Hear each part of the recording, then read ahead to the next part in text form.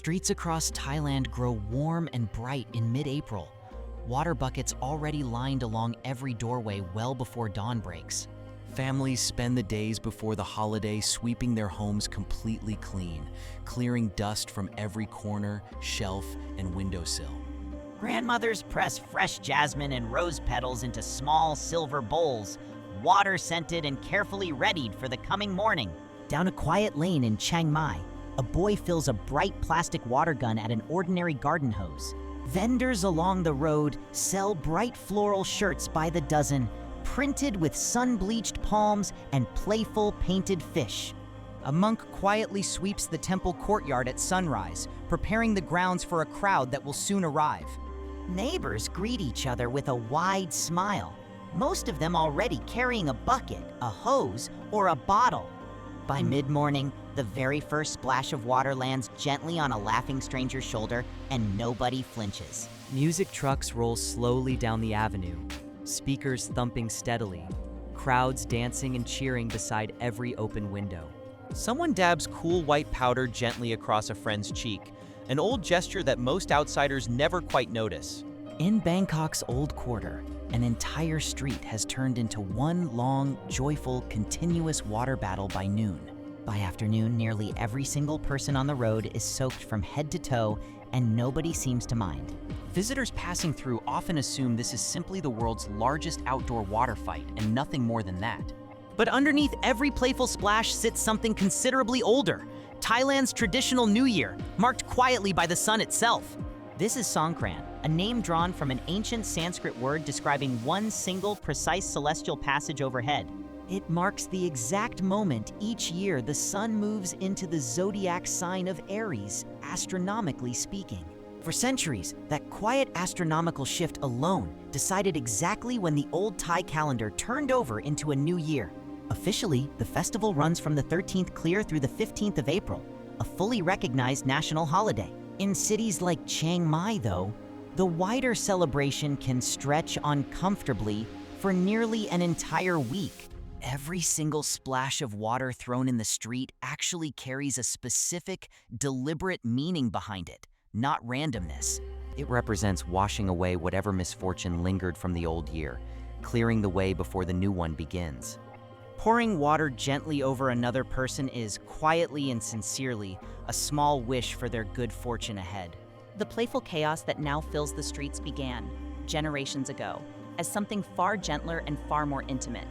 Long before public water fights existed, families gathered quietly indoors for one hushed, deeply respectful morning ritual instead.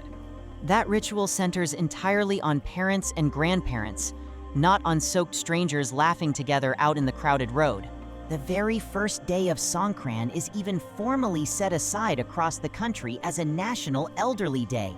Almost every household in Thailand, rural or urban, still observes some quiet version of that older, gentler ceremony. To really understand it, you have to step back from the noisy street and follow one family into their home. Inside the house, a young daughter kneels gently down before her grandmother's open, waiting palms in the early light. She lifts a small silver bowl filled carefully with water scented by fresh rose and jasmine petals from the garden. Slowly, deliberately, she pours the scented water over her grandmother's folded hands, never once rushing the quiet motion. This particular ritual is called Rod Nam Dam Wa, a phrase that literally describes water poured gently near the head. In everyday practice, the water usually flows softly over the hands, the shoulders, or sometimes the feet instead. As the water falls, the younger person quietly and respectfully asks the elder for their blessing on the year ahead. In return, the grandmother speaks a wish aloud: health, luck, and safety, spoken plainly for the year that follows. Surveys of Thai households suggest nearly 9 in every 10 families still carry out this exact quiet exchange today. It is never performed for an audience or a camera. It happens quietly, almost always just between two people alone. Afterward, the elder may tie a plain white string bracelet gently around the younger person's wrist as a small gift. The white string is meant to hold that spoken blessing in place, keeping it close for the rest of the year.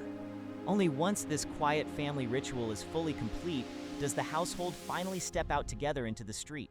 There, the whole mood shifts entirely, and suddenly, from hushed reverence indoors to unrestrained, joyful splashing outside.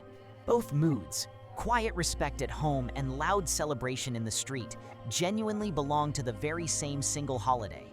Songkran's deeper roots reach back many centuries, tied closely and continuously to Buddhist practice across the wider region. Temples become a second, quieter center of the celebration, drawing entire neighborhoods gently through their painted gates each morning. Worshippers gently pour clean water over statues of the Buddha inside the temple, cleansing each one carefully in turn. The whole act is widely considered a way of making merit, a core and familiar idea within Thai Buddhism. Outside the main temple hall, families work together to build small mounds of sand shaped like miniature pagodas. Each grain of sand is believed to replace sand that a visitor unknowingly carried away on their bare feet earlier. Across a whole ordinary year, countless visitors quietly track a little temple sand out onto the street with every step. Building a fresh mound each April is a small, quiet way of giving that gradually borrowed sand back again. Volunteers carefully decorate each finished sand pagoda with small paper flags, fresh flowers, and thin colored ribbons. Children often help shape the soft mounds themselves, patting the damp sand smooth with their own small palms. It becomes a genuinely shared communal project, with several families working happily around one pagoda mound together. Songkran also marks the traditional end of Thailand's long rice harvest, arriving each year with the first warmth of spring. Farming families once used this quieter seasonal gap specifically to travel home and reconnect properly with scattered relatives. That old agricultural rhythm still shapes the modern holiday. It remains the country's single busiest travel week by far. Millions of workers based year-round in Bangkok return faithfully to their home provinces for just these few days. Buses, trains, and highways all fill completely during the holiday, with nearly everyone moving in the same direction at once. For many families scattered across the country, this remains the one guaranteed, reliable reunion of their entire year. Even relatives working abroad often plan their vacation days specifically around being home for these 3 short days. It is, in a very real and practical sense, a holiday built primarily around simple presents, not around gifts. Songkran therefore quietly holds 3 separate layers at once: family respect, religious merit, and unrestrained public joy. Few festivals anywhere else in the world manage to combine humble private ritual and street-wide celebration quite this completely.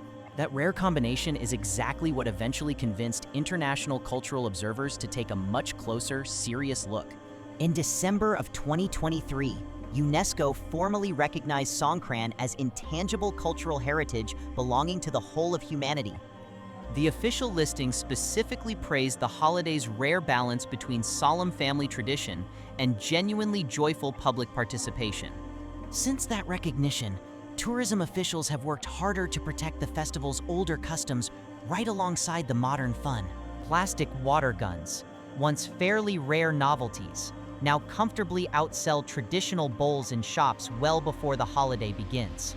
Some vendors even sell reinforced, oversized water tanks mounted on wheels, rolled proudly and loudly through crowded city streets. Foam cannons and portable speakers have become genuinely common additions now, especially along the busiest tourist-heavy roads. City officials now carefully mark designated zones for the wildest splashing, keeping it away from quieter residential neighborhoods nearby. Painted safety lines on the pavement separate playful water battles from calmer areas reserved for family elder ceremonies. Tourists from around the entire world now plan whole trips specifically timed around these particular festival dates each year. Local guides make a genuine point of explaining Rod Nam Dam Hua carefully before any visitor ever picks up a hose. Some hotels even host their own small blessing ceremonies for curious guests interested in seeing the quieter side firsthand. Even as the crowds keep growing larger every year, temples still fill each morning with families standing in respectful lines. Elders interviewed by local reporters generally say they welcome the noise gladly, as long as their mornings stay calm. For most of them, one quiet hour spent with family still outweighs an entire loud afternoon of splashing outside. Younger residents, meanwhile, insist both halves of the holiday matter equally, calling the whole mix uniquely and proudly Thai. The holiday, in other words, has simply grown louder over time without ever really losing its original, quieter center. As evening finally falls on the 15th, the crowded streets slowly begin to dry out and quiet down again. Soaked shirts get hung out to dry along apartment balconies, and the very last water gun is finally set down. Families gather once more together indoors, this time simply to share a warm, ordinary evening meal together in peace. The sand pagodas built earlier remain standing at the temple, their small paper flags still fluttering gently in the last light. Somewhere nearby, a grandmother still quietly wears the plain white string tied around her wrist from that same morning. She smiles, softly remembering her granddaughter's careful hands pouring scented water so slowly and gently over her own that day. That single quiet gesture, more than any street splash, is what she later says she will remember most fondly. Across the whole country, millions of similarly small, tender moments happened quietly that same morning behind millions of closed doors. The public water fight is what most visitors end up photographing, but honestly, it was never really the actual point. Water, in this particular culture, was always meant as a vessel for something else entirely: respect, gratitude, and renewal. Every culture on Earth marks its new year somehow or another. Remarkably few do it with quite this much shared joy. Fewer cultures still manage to fold something this tender inside something this wonderfully loud and public at the very same time. Maybe the deeper lesson travels well beyond any one country's calendar or any single region's particular springtime climate. Even the loudest, wettest celebration imaginable can still leave plenty of quiet room for one small bow to someone older. Renewal, it turns out, never really requires forgetting what came before it, only honoring that history first, gently. The fox waves warmly, soaked and smiling, a small white string still tied gently and proudly around one wrist.